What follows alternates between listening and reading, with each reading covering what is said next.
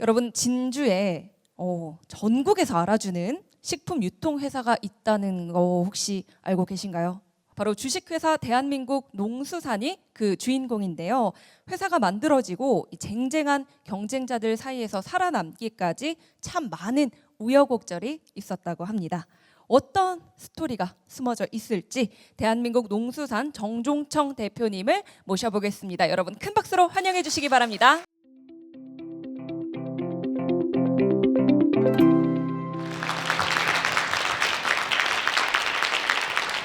저는 경남 진주에서 식품유통회사를 하고 있습니다.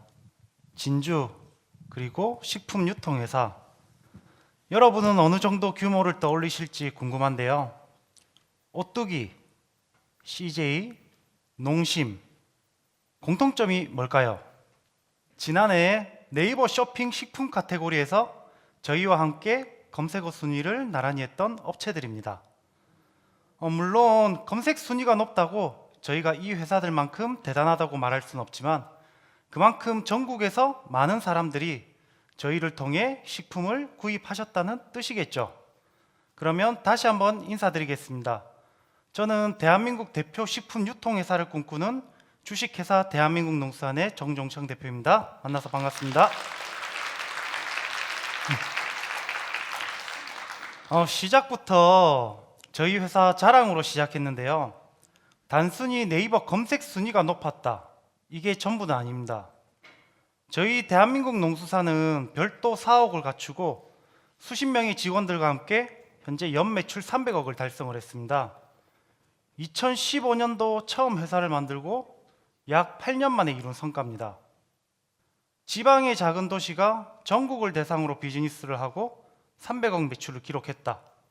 사실 꿈만 같은 일이죠.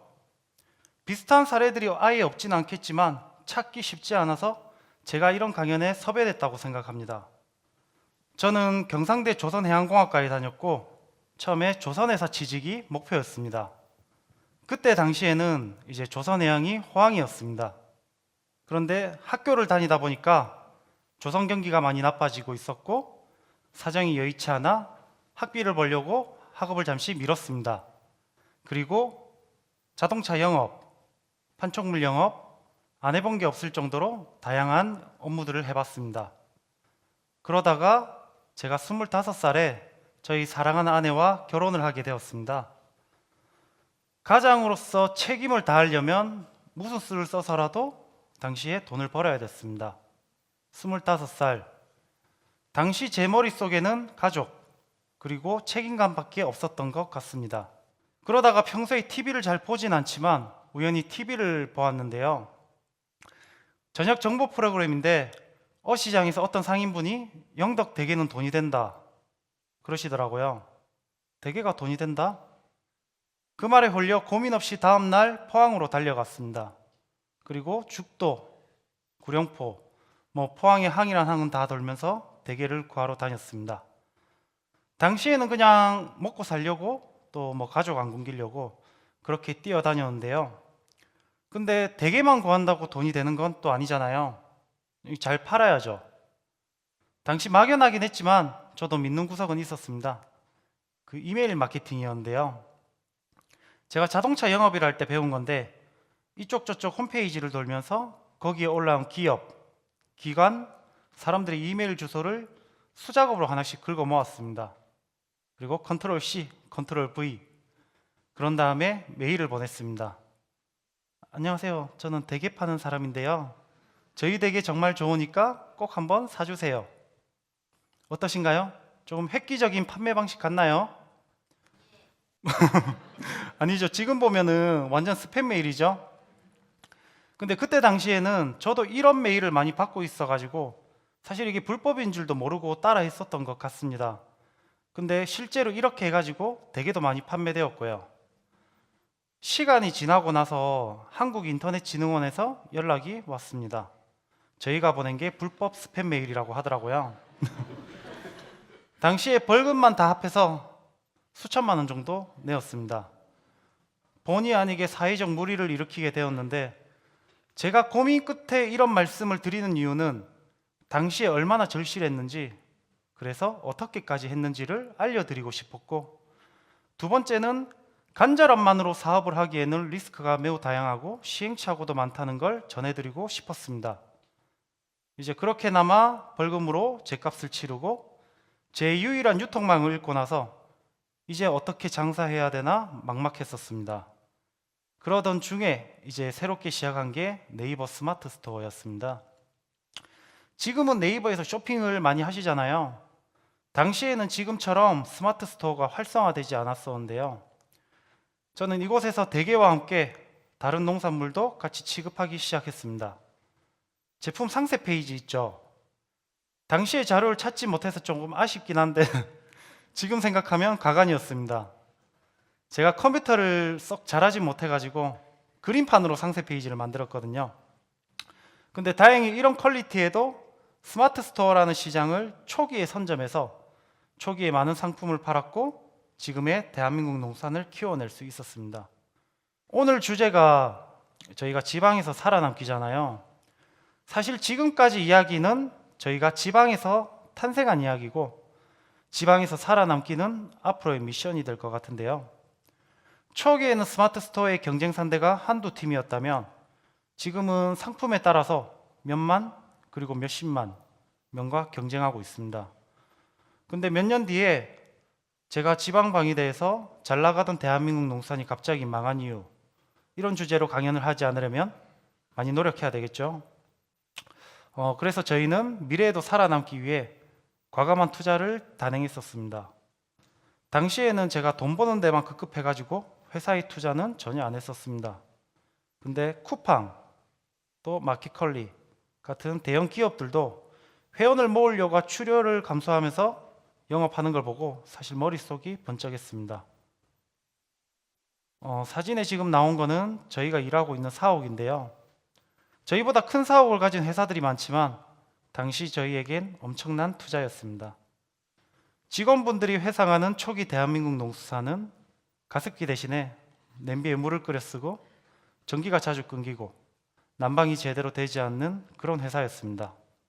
그럼에도 불구하고 현재 매출의 4억을 짓는 것은 리스크가 크다면서 직원들이 오히려 저를 말렸습니다.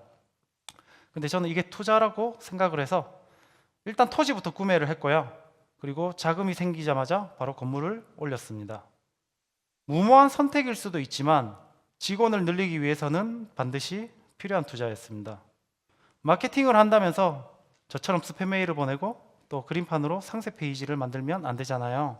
전문성 있는 직원을 뽑으려면 또 좋은 공간을 갖춰야겠다 생각했습니다. 현재 저희는 상품 기획팀부터 해서 디자인팀까지 해서 총 7팀을 꾸리고 있고요.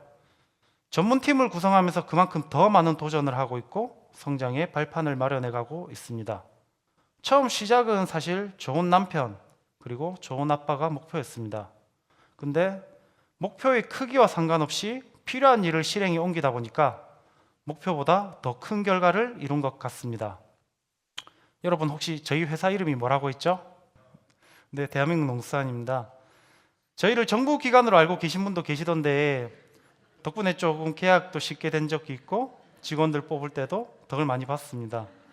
그런데 이 이름 제가 고민을 해서 지은 게 아니라 그냥 지었습니다. 대게를 빨리 수급하고 팔아야 되는데 회사 이름 고민할 새가 없어서 대충 지었습니다. 그냥 대한민국 갖다 붙였어요. 원하는 목표가 있다면 거기에 먼저 집중하세요. 사람들은 저희가 격가지의 시간을 쓰느라 정작 그 일의 핵심에 집중하지 못하는 경우가 있는데요. 격가지들은 결국 나무의 몸통이 굵어지면 알아서 풍성하게 잎을 달고 열매를 맺게 됩니다. 시간 이야기가 나와가지고 추가적으로 말씀을 드리면 저희 회사의 출근 시간은 9시, 퇴근은 4시 30분입니다. 사전 인터뷰 때 PD님이 정말 최고의 복지라고 너무 부러워하시던데요. 저도 그렇게 생각합니다. 직원들에게 시간을 주는 것이야말로 저는 최고의 복지라고 생각하고 있습니다. 시간은 돈이 될 수도 있고 경험이 될 수도 있고 지식이 될 수도 있습니다.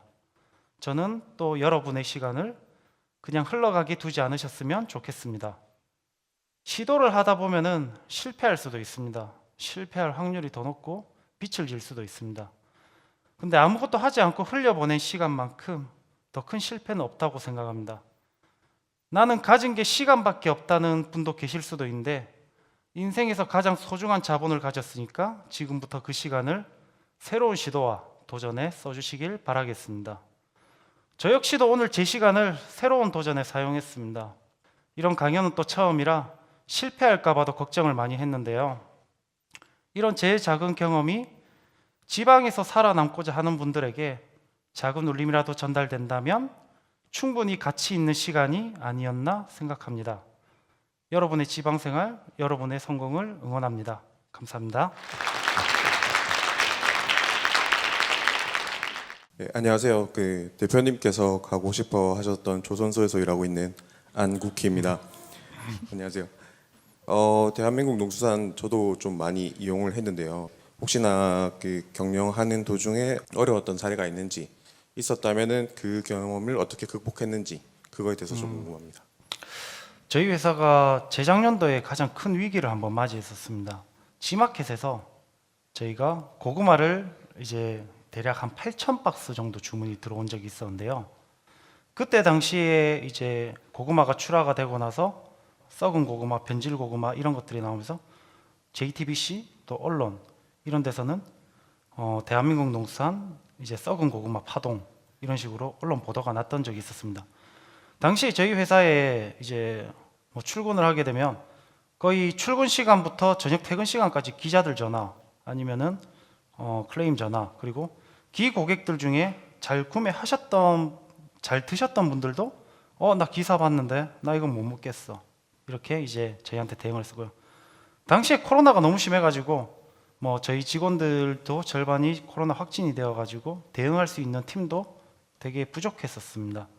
근데 저희가 그때 대응했던 방식은 뭔가 변명이라든지 그런 것들도 전혀 하지 않고 그냥 네이버 또는 G마켓 최상단에다가 상세 페이지를 최상단에 꾸몄습니다. 저희가 지금 받은 고구마는 썩든 안 썩든 그런 거에 상관없이 전체 다 저희가 반품 수거 및 환불 조치 다 드리겠습니다. 그리고 거기에 더불어서 전체 고객에게 G마켓 캐시 3,000원을 지급해 드리겠습니다. 사실상 보면 비용적으로 저희가 그때 2억에 가까운 돈을 사용을 했었습니다. 근데 만약에 저희가 그런 식으로 대응보다는 단순히 문제가 생겼을 때 조금 더 문제를 키울 수 있을 만한 것들로 대응을 했다면은 아마 저는 이 자리에 없었겠죠. 그럼 아마 망했다고 생각을 하고 있습니다. 기본에 충실하면은 여러 가지 상황들도 대응이 가능하다라고 생각을 하고 있습니다. 이상입니다.